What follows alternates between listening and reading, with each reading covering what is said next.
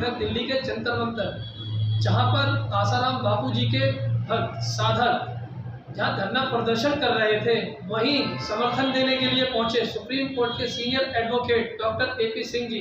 तो आइए करते हैं इनसे बातचीत। ये 4 लाइन आपके लिए गागर में सागर, क्योंकि आप सभी बौद्धिक व्यक्ति हैं। संत श्री आशाराम बापू जी से वर्षों वर्ष से जुड़े हुए हैं। आपने उनको बहुत नजदीक से देखा है, उन्होंने भी आपको बहुत नजदीक से देखा। वो इस दुनिया के इकलौते ऐसे संत श्री आशाराम बापू जी रहे हैं जिन्होंने इस देश में जो पाश्चात्य सभ्यता शुरुआत कर रही थी, जब पाश्चात्य सभ्यता शुरू हुई उस समय से उन्होंने पाश्चात्य सभ्यता का विरोध किया। ईसाई मिशनरियों के द्वारा जो हमारे देश में धर्मांतरण हो रहा था, उसको रोकने के लिए अपने संगत के तन मन धन को, किसी सरकार से कोई अनुदान नहीं लिया, उनकी सत्संग सुनने, उनका आशीर्वाद लेने, चुनाव से पहले उनके पास शरणागति जाने, उनके चरण वंदन करने।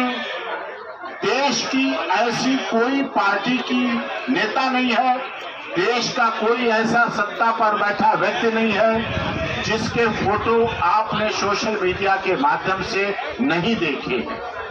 A to Z, बड़े से लेकर छोटे तक सभी संत श्री आशाराम बापू जी के आशीर्वाद ले चुके हैं, वहां देख चुके हैं, वहां सुन चुके हैं, उनको मनन कर चुके हैं।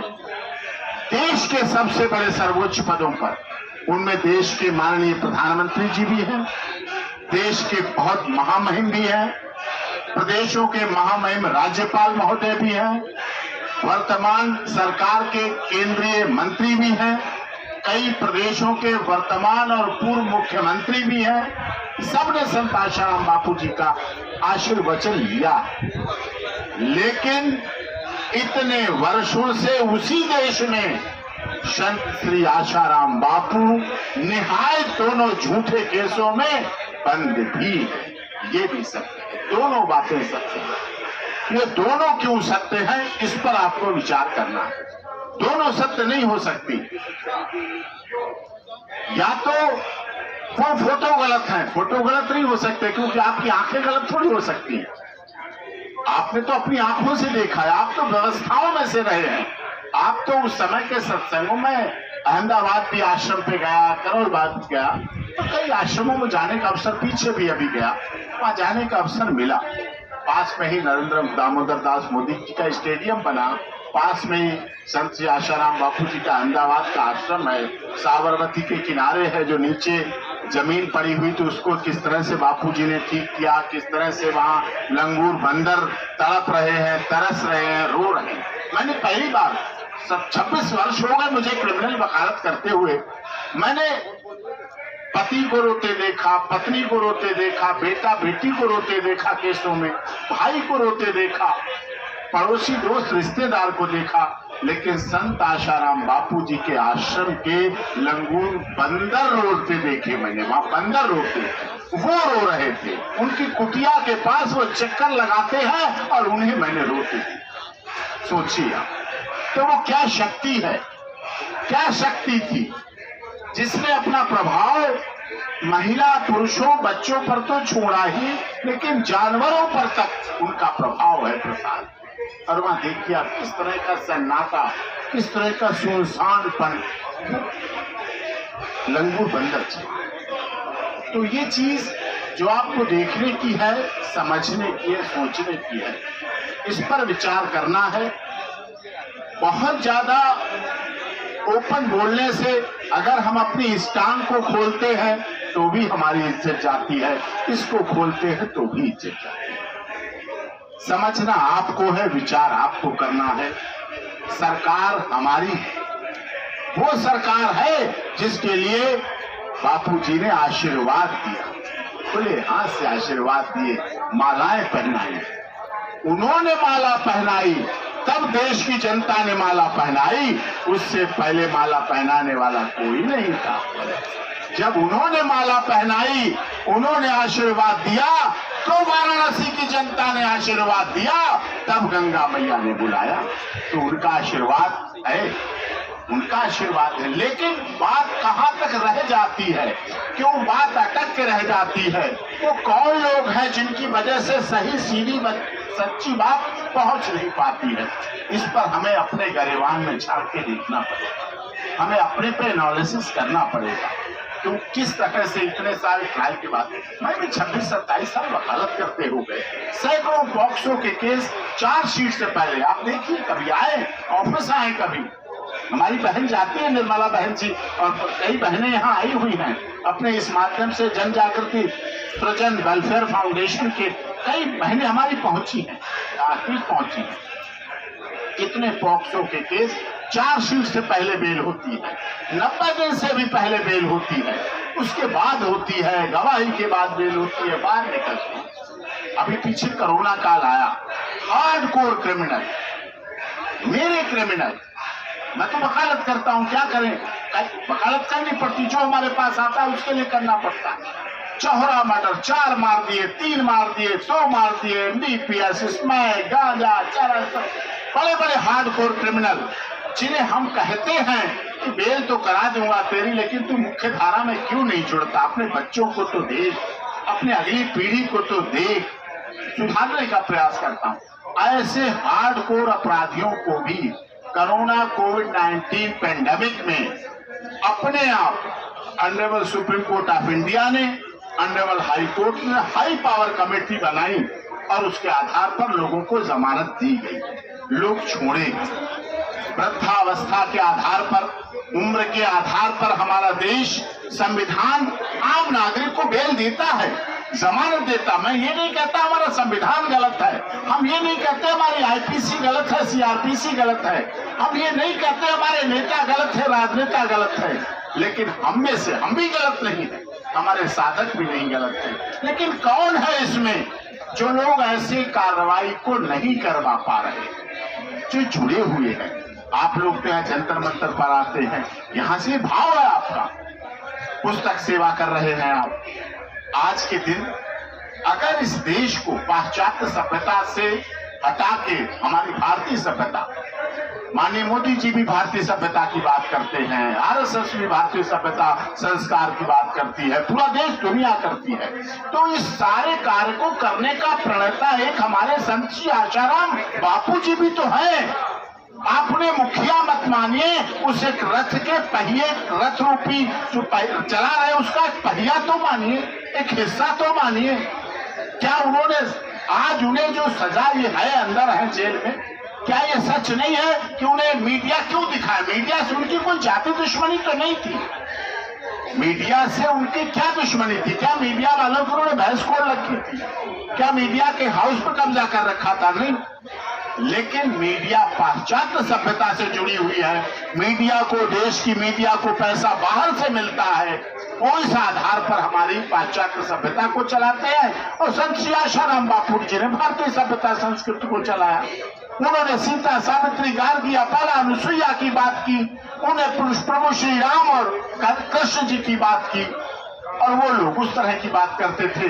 उन्होंने बात की थी पाश्चात्य सभ्यता ने कि माता पिता को मत मानो, भाई बहन को मत मानो, रक्षा बंधन और भैया दूज को मत मानो, तुलसी दिवस मत मनाओ, वैलेंटाइन डे मनाओ, हग डे मनाओ, लव डे मनाओ, किस डे मनाओ, ये मनाओ। पाश्चात्य सभ्यता ये कहती है।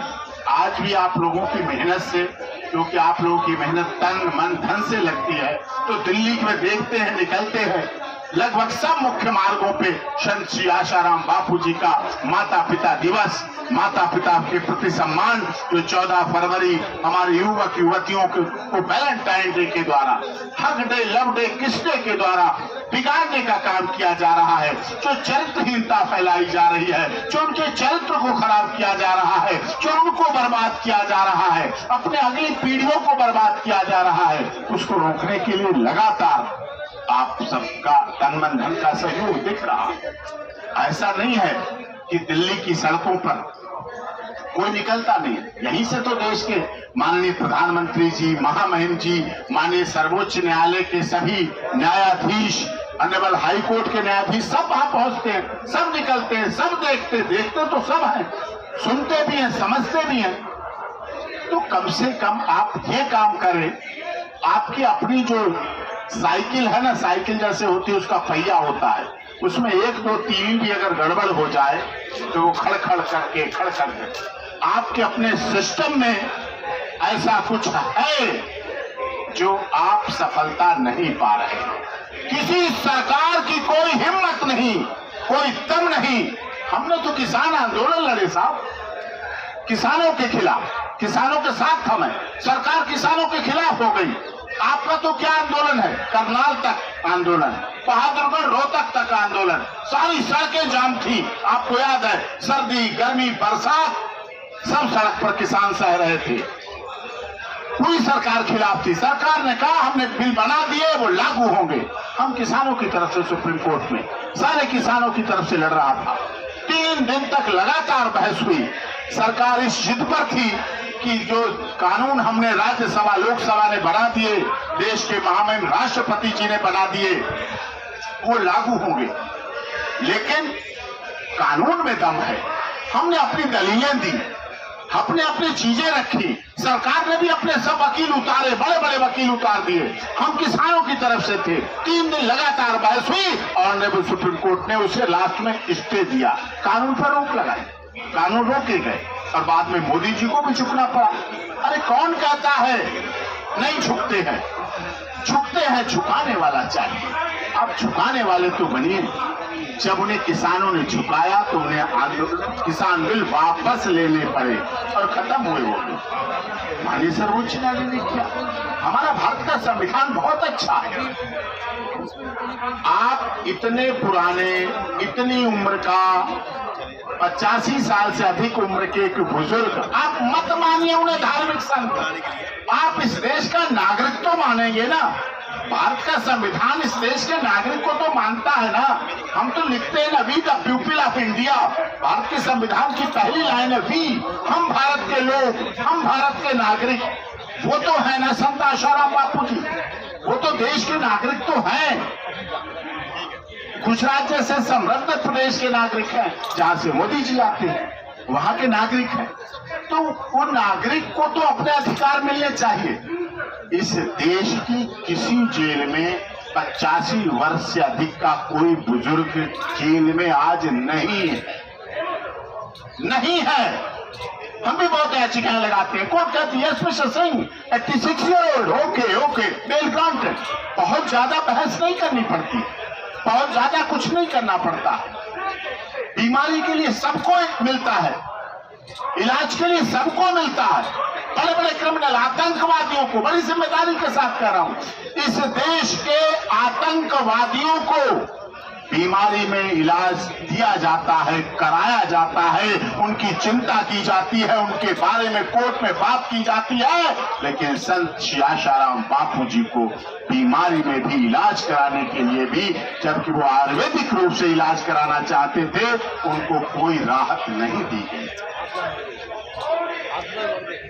सोचिए आप, सुनने वाले की, समझने वाले की, देखने वाले की आत्मा की हत्या हो जाती है। जैसा क्या कारण है? वो कौन लोग हैं? सरकार की इतनी हिम्मत नहीं है। सरकार जब किसानों के आगे झुक गई, कुछ बातों पर झुक जाती है, तो सरकार आपके लाखों करोड़ों फॉलोअर है, आप लाखों नहीं करोड़ों फॉलोअर्स हैं। इस देश में हर चौथा घर बापू जी से जुड़ा हुआ है, उनकी आराधना करता है, उनके साथ भाव रखता है, भावना रखता है। फिर ऐसा क्यों? आप अपने संगठन के द्वारा, आप अपने सिस्टम के द्वारा उन लोगों से भी बात करिए, उन लोगों से भी मिलिए जो हमारे सिस्टम का हिस्सा हैं, हमारे आपके साथ हैं। लेकिन एक शब्द कहावत पुरानी है, हमारी माताएं बहनें और बुजुर्ग सभी जानते हैं, एक आस्तीन का सांप भी होता है। आस्तीन का सांप आप समझते हैं, वो इसी आस्तीन में लटकता रहता है और सांप बना रहता है और जहां जाओ वही घूमता रहता है, उसे कहते हैं आस्तीन का सांप। उस आस्तीन के सांपों से बचिए, बापूजी को भी बचाइए, उनसे अपने सारे सिस्टम को भी बचाइए। कौन लोग हैं जो इस सिस्टम में बापूजी को नहीं निकलने दे अपने पास? ये समय है, ये जरूरत है और फायदा उन सबका भी है। बापूजी निकलेंगे तो इस देश की सभ्यता संस्कृति बढ़ेगी।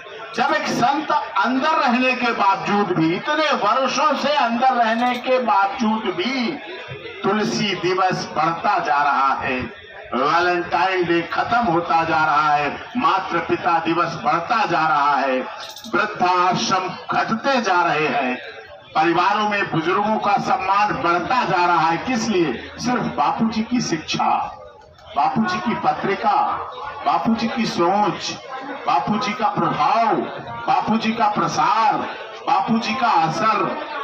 तो अगर राजनीति में भी कोई ऐसे आस्तीन के सांप हैं जो राजनीति में हैं, सत्ता में हैं, सत्ता के गलियारे में हैं और बापूजी को नहीं निकलने देना चाह रहे हैं, तो उस पर आप लोग विचार करें, कानूनी लड़ाई को मजबूत करें, अपने सिस्टम को सही करें। एक जगह से सजा, आगे हमारा संविधान बहुत अच्छा है, वहां से सजा हुई, आगे अपील है, आगे अपील से ऑनरेबल हाई कोर्ट है, ऑनरेबल सुप्रीम कोर्ट है, SLP है, रिव्यू है, क्योरिटी पिटीशन है, सब कुछ है। लेकिन आप करने वाले बनिए।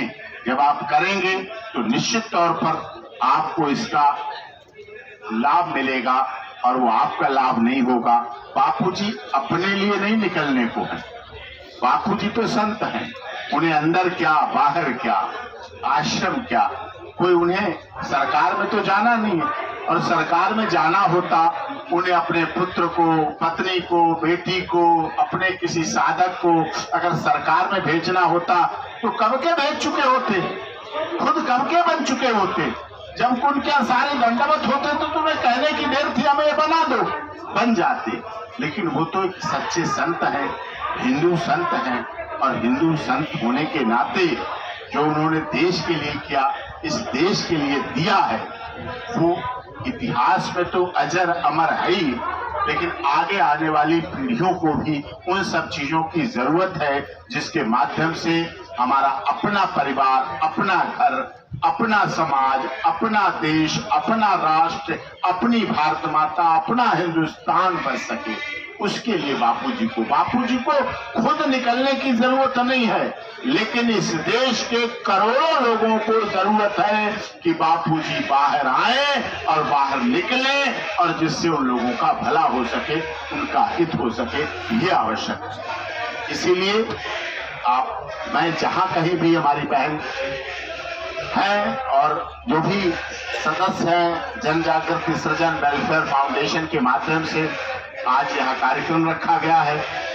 और बैनर भी देखिए कितने अच्छे लगाए हैं कि संयम बनाए रखें, भड़काऊ व आपत्तिजनक बातें नहीं बोलें, उकसाने वाली बात नहीं करें, पुलिस को पूर्ण सहयोग करें। हम लोग सब पुलिस को भी सहयोग कर रहे हैं, संयम से भी हैं, कोई आपत्तिजनक बात नहीं बोल रहे हैं। हम तो अपनी जो बातें करी हैं बापूजी ने, जो इस देश को दिया है, वो चीज बोल रहे हैं। तो इसीलिए इस आधार पर आप लोग अपना संघर्ष जारी रखें। कैश ड्रॉप बियर सब स्टोन, करत करत अभ्यास के जड़मति होती सुजान।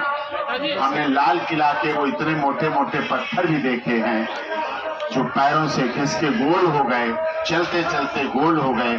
तो मेहनत करने वाले की हार नहीं होती है कभी भी। आपकी मेहनत भी इतिहास में लिखी जाएगी। जैसे आज हम आजादी के समय के नेताजी सुभाष चंद्र बोस, चंद्रशेखर आजाद, राम प्रसाद बिस्मिल, रोशन सिंह, अशफाक उल्लाह खां को याद करते हैं, उन्होंने आजादी की लड़ाई लड़ी।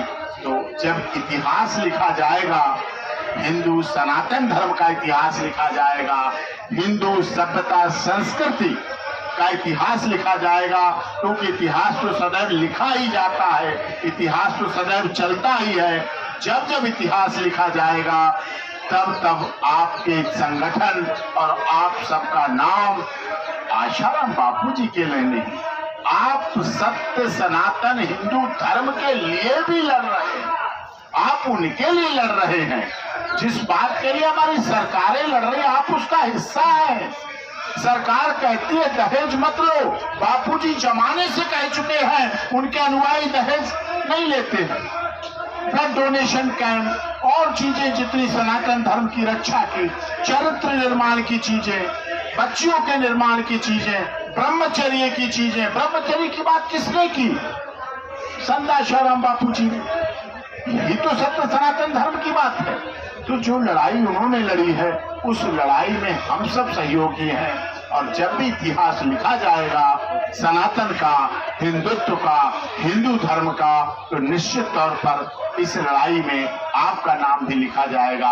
अंग्रेजों के समय नेताजी सुभाष चंद्र बोस का इतना नाम नहीं था। चंद्रशेखर आजाद, राम प्रसाद बिस्मिल, रोशन सिंह, अशफाक उल्लाह खां को इतना लोग महत्व नहीं देते थे। लेकिन जब समय बदला, सरकार बदली, जमाना बदला, तो आज उन्हें इतिहास के रूप में याद किया जाता है। हमारी आपकी मेहनत बेकार बिल्कुल नहीं जाएगी। हम जो भी मेहनत कर रहे हैं वो आप करते रहें, लगातार करते रहें। और इस आंदोलन में इतना काम करें, जो सो रहे हैं उन्हें उठा दें, जो उठ के बैठे हैं, जो सो रहे हैं उन्हें जगा दें, जग के बैठ जाएंगे, कुछ तो सोचेंगे।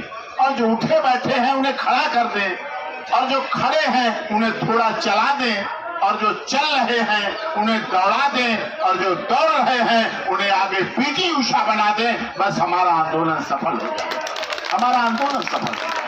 और थोड़ा थोड़ा और आगे बढ़ जाएं। आप लोग अपना घर छोड़ के यहाँ आए हैं। जंतर मंतर ऐतिहासिक स्थल है। यहाँ से बातें पहुंचती हैं। सदन भी चल रहा है, आज छुट्टी है। लोकसभा, राज्यसभा सभी चल रहा है। यहाँ के माध्यम से ज्ञापन दे रही हमारी बहनें। ज्ञापन भी जाएगा देश के महामहिम राष्ट्रपति जी, प्रधानमंत्री जी, गृह मंत्री जी को ज्ञापन जाएगा। उसके माध्यम से निश्चित तौर पर हमारी सुनवाई होगी। आशा रखें, निराश होने की जरूरत नहीं है। हमारी आस्था मजबूत है, हमारा विश्वास मजबूत है, हमारी श्रद्धा मजबूत है। और आस्था है तो बंद दरवाजों में भी एक ना एक दिन रास्ता निकल आता है, मिल जाता है, होता है। मेरे साथ